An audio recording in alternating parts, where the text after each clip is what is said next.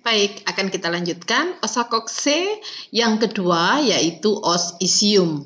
Os isium dikenal juga sebagai tulang duduk, di mana dia terletak di bawah os ilium. Yang mana os isium ya ini adalah os isium ini ya.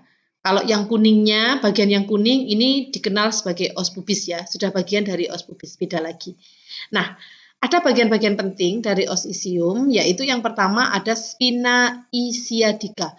Spina itu tonjolan ya. Isiadica dari asal kata isium ya, jadi tonjolan dari os isium. Kemudian di bawahnya ada incisura isiadica minor ini. Ya, jadi ada incisura isiadica minor. Kalau ini tadi incisura isiadica mayor merupakan bagian dari os ilium.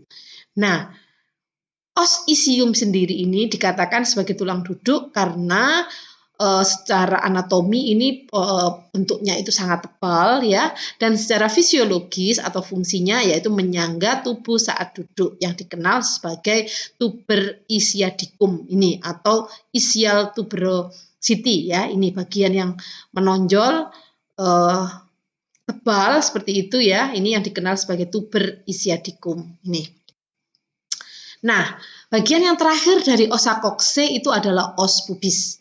Os pubis ini bagian yang kuning ya, kita perhatikan bagian yang kuning. Nah, ini merupakan tulang kemaluan, terletak di sebelah bawah dan depan dari os ilium ya, karena posisinya ada di depan. Nah, os pubis dengan os isium dibatasi oleh foramen obturatum. Yang lubang ini adalah foramen obturatum. Kemudian os pubis berhubungan dengan os ilium ini, os pubis ini os ilium yang pink ini ya, yang os ilium yang merah muda, ini melalui ramus superior osis pubis. Nanti saya tunjukkan lebih jelas ya, tapi ini bagiannya. Jadi ini kan os ilium, ini os pubis. Nah, ini bagiannya dinamakan sebagai ramus superior osis pubis. Kalau bahasa Inggrisnya ini ada superior pubic rami ya. Nah, ini bahasa Latinnya. Kita pakai yang bahasa Latin saja. Sedangkan yang di bagian bawah, nah ini adalah ramus inferior osis pubis. Nah, ini kiri dan kanan. Yang bagian bawah itu akan membentuk sudut yang dinamakan sebagai arcus pubis. Normalnya lebih dari 90 derajat atau tumpul ya. Itu. Nah, ini bentuknya kalau lebih jelas. Kalau tadi ini kan potongan-potongannya ya. Nah, ini akan lebih jelasnya. Jadi kalau kita amati, ini yang merah-merah ini ya, ini adalah PAP tadi atau pintu atas panggul tadi ya. Nah, bagian ini adalah bagian yang dikenal sebagai os pubis tadi. Ya. Ini bentuknya kalau kita amati kan bulat seperti ini. Kita amati ya, ini bentuknya juga kayak gini ya, bentuk seperti bentuk hati. Nah, coba Anda perhatikan sudutnya atau ini ya, bagian dari ini ramus inferior osis pubis kiri dan kanan itu membentuk suatu sudut yang dikenal sebagai arcus pubis. Nah, arcus pubis itu harusnya ini normal ini ya, tumpul. Kalau ini kan lancip, tidak normal. Nah, ini tidak kurang mendukung ya untuk persalinan. Tuh. Jadi bentuknya seperti ini. Nah, yang bagian atas ini tadi yang dikenal sebagai ramus superior osis pubis ya. Baik. Itu tadi bagiannya. Coba saya tunjukkan dulu ya. Ini tadi mungkin lebih jelas ya sebelum kita lanjut ke os sacrum. Ini sudah saya revisi tadi ya. Yang bagian lubang itu adalah foramen obturatum, oke. Nah, ini bagiannya ya. Ini bagian dari os pubis. Jadi yang menghubungkan antara os ilium dengan os pubis itu adalah apa tadi? Ya, betul ya, ramus superior osis pubis ya, kiri dan kanan. Nah, ini yang bagian bawah ramus inferior osis pubis membentuk sudut yang dinamakan sebagai arcus pubis ya. Baik, nanti bisa dipelajari pelan-pelan ya. Nah, berikutnya bagian yang kedua dari pelvis keras. Kalau pertama tadi bagian yang pertama yaitu osa kokse. Dibagi menjadi 3 tulang. Os ilium, os isium, os pubis. Ya. Nah, bagian yang kedua yang membentuk dari pelvis keras itu yaitu os sacrum. Jadi os sacrum itu bukan bagian dari osa kokse, dia berdiri sendiri ya. Jadi merupakan klasifikasi dari pelvis secara umum. Nah, os sakrum, sakrum sakral itu sama ya. Ini memiliki bentuk segitiga terbalik. Nah, ini ya memang tidak segitiga seperti segitiga umumnya enggak ya, tapi menyerupai segitiga, jadi terbalik seperti itu. Nah, perpaduan dari 5 vertebra sakral yang menyatu ya. Jadi S1, S2, 3, 4, 5. Jadi ini adalah S itu sakral atau sakrum ya. Jadi mulai S1 sampai S5. Batas atas dari vertebra sakrum ya, sakrum yang pertama ini. Nah, ada bagian yang menonjol. Ini yang dikenal sebagai promontorium. Nah, dari sakrum S1 ini ke atas itu ada tulang yang dikenal sebagai lumbal ya. Ini. Nah, kalau kita amati ini adalah os sakrum. Nah, ini bagian lumbal ya.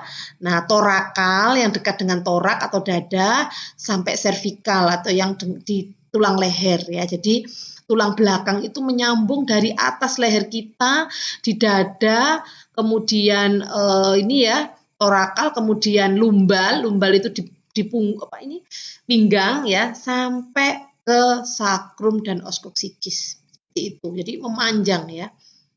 Nah, bagaimana permukaan sakrum ini sendiri ya? Kalau kita amati, sakrum ini permukaannya ada 2. Ini yang bagian anterior atau depan, dan ini yang bagian posterior atau belakang. Perhatikan bentuknya berbeda depan dan belakang ya. Nah, permukaan dorsal atau belakang kalau kita amati ini kan bagian tidak rata. Ada semacam kayak cuat-cuat duri. Nah, cuat-cuat duri ini dinamakan sebagai crista sacralis ya. Crista sacralis itu. Nah, hal ini memberi ikatan pada ligamentum supraspinosum ya. Jadi crista sacralis ini bagian-bagian yang menonjol di bagian belakang. Sedangkan bagian yang anterior atau bagian depan ini bentuknya licin, berbentuk cekung ya. Ya, ini kan berbentuk cekung kayak gini. Nah, sedangkan kalau Anda amati ini kan yang belakang kan kayak ada cuat-cuat durinya tadi yang disebut sebagai crista sacralis. Nah, yang bagian depan ini licin ya. Nah, ada lubang-lubang ya ini. Nah, lubang 1, 2, 3, 4 kiri dan kanan. Ini dinamakan sebagai foramina sacralia anterior. Foramina dari asal kata foramen, lubang, sacralia sakrum, anterior depan. Jadi, lubang dari os sakrum yang berada di bagian depan ya.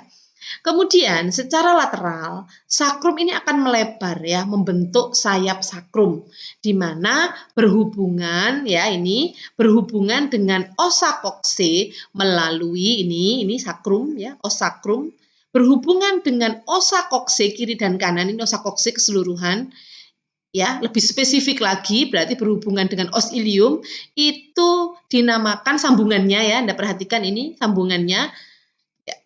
Ini adalah dinamakan artikulasio sacroiliaca. Ada 2 kiri dan kanan ya.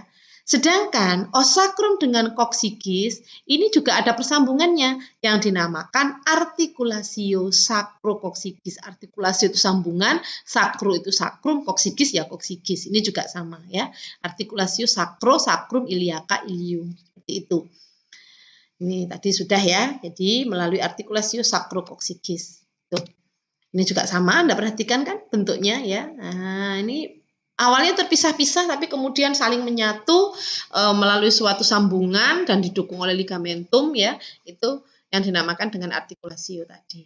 Nah, bagian yang membentuk pelvis keras yang terakhir itu adalah os koksikis ya, atau kita kenal sebagai tulang ekor. Bentuknya kecil tapi itu bagian yang berdiri sendiri ya, bersamaan dengan osa kokse dan os sakrum tadi.